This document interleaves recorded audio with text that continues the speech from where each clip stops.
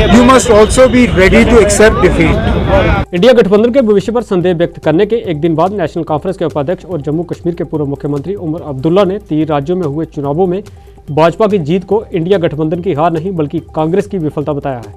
अपने दादा और नेशनल कॉन्फ्रेंस के संस्थापक शेख अब्दुल्ला को श्रद्धांजलि देने हजरत बल में उनकी समाधि पर पहुंचे उमर अब्दुल्ला ने पत्रकारों से बात करते हुए कहा कि राजस्थान, मध्य प्रदेश और छत्तीसगढ़ में भारतीय जनता पार्टी की हुई जीत इंडिया गठबंधन की हार नहीं है। उन्होंने कहा कि इन चुनावों में कांग्रेस सहित विभिन्न राजनीतिक दलों ने गठबंधन के बजाय स्वतंत्र रूप से लड़ा था।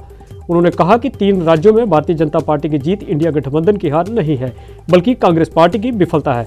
उमर अब्दुल्ला ने कहा कि गठबंधन में शामिल विपक्षी दलों ने कुछ सुझाव दिए हैं जिन पर चर्चा और समाधान की जरूरत है। सवाल ही गलत है। इंडिया अलायंस फेल नहीं हुई, कुछ हद तक कांग्रेस नाकामयाब रही। ये इलेक्शन किन वजूहात के बुनियाद पे वो कांग्रेस बेहतर जानती है, लेकिन ये इलेक्शन अलायंस के तौर पर नहीं लड़े गए। अलहदा पार्टियों ने ये इलेक्शन जो है लड़े। इसमें कांग्रेस के भी उम्मीदवार थे, समाजवादी पार्टी के भी थे, आम आदमी पार्टी के भी थे, और भी ऐसी पार्टियां हैं जिन्होंने इलेक्शन में अपने उम्मीदवार उतारे। तो मैं इसको इंडिया अलायंस की नाकामयाबी या इंडिया अलायंस का हार नहीं समझता हूं, क्योंकि अलायंस के तौर पे हमने लड़ा नहीं। अब आगे जाके इंडिया अलायंस को जो थोड़ा सा नुकसान पहुंचा है इस वजह से, जो एक दूसरे के खिलाफ बयानबाजी हुई, उसको किस तरह दुरुस्त किया जाएगा वो आगे जाके देखना पड़ेगा। Umar, Mamta yesterday said that she hasn't received any invite from India Airlines and she will go on about her regular program.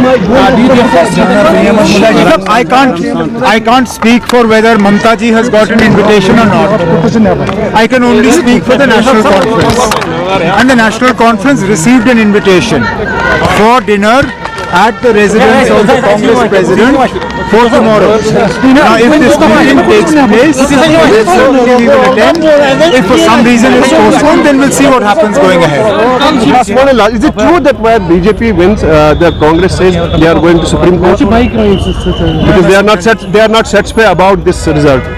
Who is not satisfied? Congress. Elections are like that. You win some, you lose some. You can't only be satisfied with elections that you win.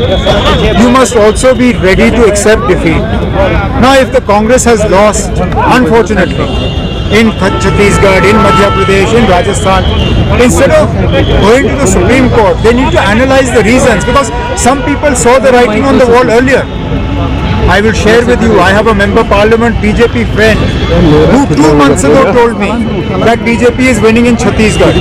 मैं उस वक्त हंसा, मैं सोचा ना अब ये क्या बात कर रहे हैं, क्योंकि छत्तीसगढ़ बीजेपी को देने के लिए कोई तैयार नहीं था। लेकिन 2 महीने पहले मेरे एक सांसद बीजेपी के दोस्त हैं, उन्होंने कहा कि छत्तीसगढ़ में वो जीतने वाले हैं। तो अगर उनको पता था तो कांग्रेस को क्यों नहीं? अब सुप्रीम कोर्ट छोड़िए, पार्लियामेंट के इलेक्शन की तैयारी करिए। Thank you very much.